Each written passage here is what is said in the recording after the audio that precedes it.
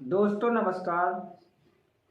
निश्चित ही आप लोग जो संविधान का अच्छे से अध्ययन कर रहे हैं, किसी भी प्रतियोगी परीक्षा की तैयारी कर रहे हैं, एडीपीओ, मजिस्ट्रेट, आईएएस, कुछ भी बनने के लिए आपको संविधान से प्रश्न आने ही हैं। तो एक एक करके आपको संविधान के बारे में सारी चीज़ें, सारे डाउट क्लियर कर देंगे। आपको बहुत ही अच्छे से संविधान याद हो जाएगा। बस आपको वीडियो में और हमारे चैनल में जुड़े रहना है। जो भी डाउट हैं, जो भी प्रश्न हैं, वो आपको कमेंट में करना है। हम वीडियो लाएंगे, सारे डाउट क्लियर आपके कर देंगे। इसमें हम अनुच्छेद 1 पर बात करेंगे, संघ का नाम और राज्य क्षेत्र, जो अनुच्छेद 1 है। तो हमारे संघ का नाम है भारत अर्थात इंडिया। कई लोग पूछते हैं हमारे देश का नाम क्या है, किस कानून की किताब में लिखा है। तो दोस्तों, भारत का संविधान जो इस देश की सर्वोच्च विधि है, उसके अनुच्छेद 1 में स्पष्ट कर दिया गया कि भारत अर्थात इंडिया राज्यों का संघ है। अब राज्यों का संघ, इसका अर्थ होगा कि जितने अनुसूची 1 में दिए गए राज्य हैं, उन राज्यों को मिलाकर के, उस संघ राज्य क्षेत्रों को मिलाकर के जो हमारा ये देश बनता है, उसे कहते हैं संघ। तो आप समझ गए होंगे, संघ और राज्य क्षेत्र, ये हमारा अनुच्छेद 1 में बताया गया है। इसके अलावा संघीय प्रणाली जो हमारे देश में अपनाई गई, उसमें मुख्य रूप से 2 विशेषताएं हैं। एक तो शक्तियों का विभाजन, राज्य के पास अलग शक्तियां और केंद्र के पास अलग शक्तियां, और स्वतंत्र न्यायपालिका का होना, ताकि आपसी विवाद को निपटाया जा सके।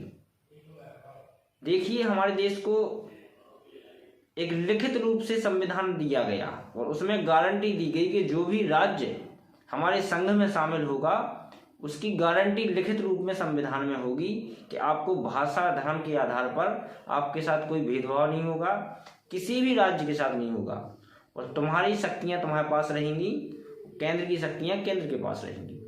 तो इन शर्तों के तहत सभी लोग संघ में शामिल हुए।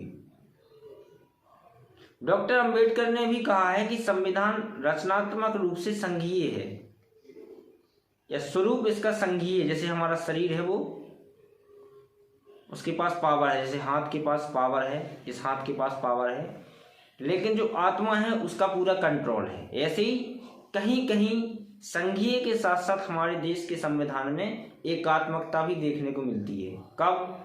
जब हमारे देश के अंदर कोई ऐसा संकट आ जाए, राष्ट्रपति को आभास हो जाए कि बाहरी आक्रमणकारी हमारे देश में आक्रमण करने वाले हैं, तो आपातकाल की स्थिति में सारे राज्यों का पावर और देश का पावर किसके पास आ जाएगा? केंद्र सरकार के पास। और जैसे जम्मू कश्मीर राज्य का दर्जा समाप्त किया गया, तो वो एकात्मकता हमें कहीं कहीं देखने को मिली, जिसके ये उदाहरण हैं। इसके अलावा हमारे संघ की जो कार्यकारिणी सदस्य होते हैं, वो हमारे राष्ट्रपति, जो अनुच्छेद 52 से 62 में दिए गए हैं, और उपराष्ट्रपति, प्रधानमंत्री, मंत्रिपरिषद और अटॉर्नी जनरल ऑफ इंडिया, ये सारे हमारे कार्यकारिणी के मुख्य सदस्य होते हैं जो संघ के। तो आप समझ गए होंगे कि हमारे देश में संघीय व्यवस्था है, और कहीं कहीं इसमें एकात्मकता हमें देखने को मिलती है। तो हमारे अनुच्छेद 1 में खंड का, खा, गा में स्पष्ट कर दिया गया है कि अनुसूची 1 में जो राज्य संघ शासित प्रदेश हैं, वो मिलाकर के हमारा देश संघ है, और जो भी राज्य आगे चल के बनेगा, उसको भी इसमें अर्जित करके, समाविष्ट करके वो इसमें शामिल होंगे। वो सभी राज्यों का संघ हमारा देश होगा। तो ये हमारे अनुच्छेद 1 का वीडियो था, जो आप बहुत ही अच्छे से समझ गए होंगे। इसी प्रकार आप आगे भी जुड़े रहेंगे और संविधान का ज्ञान लेंगे। तो धन्यवाद। अब अगले वीडियो का इंतज़ार करिए। तब तक के लिए चैनल को सब्सक्राइब कर लीजिए, दोस्तों को शेयर कर दीजिए।